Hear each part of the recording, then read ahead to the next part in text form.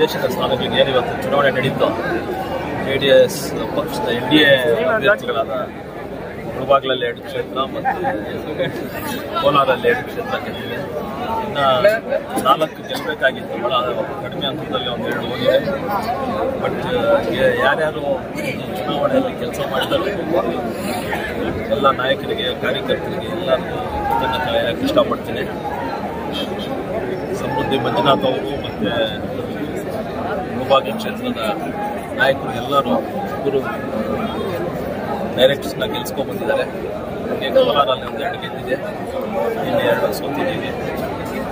ಒಳ್ಳೆಯ ಆಡಳಿತ ಕೊಡೋಕ್ಕೆ ಏನು ನಮ್ಮ ಕಡೆಯಿಂದ ಪಕ್ಷದ ವತಿಯಿಂದ ಏನೇನು ಆಗಬೇಕಾಗಿದೆ ಎಲ್ಲ ಕೆಲಸಗಳು ಮಾಡೋಕ್ಕೆ ಸಿದ್ಧವಾಗಿದೆ.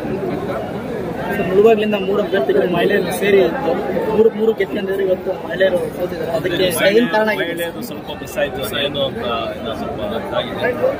ಗ್ಯಾರಂಟಿ ಗೆದ್ದೇ ಗೆಲ್ತೀವಿ ಮಹಿಳೆ ಅಂತ ನಿರೀಕ್ಷೆ ಇತ್ತು, ಎಲ್ಲ ಒಂದು ಕಡೆ ಮಿಸ್ ಹೊಡೆದಿದೆ ಅಂತ ನಿಮಗೆ ಅನಿಸಿಕೆ.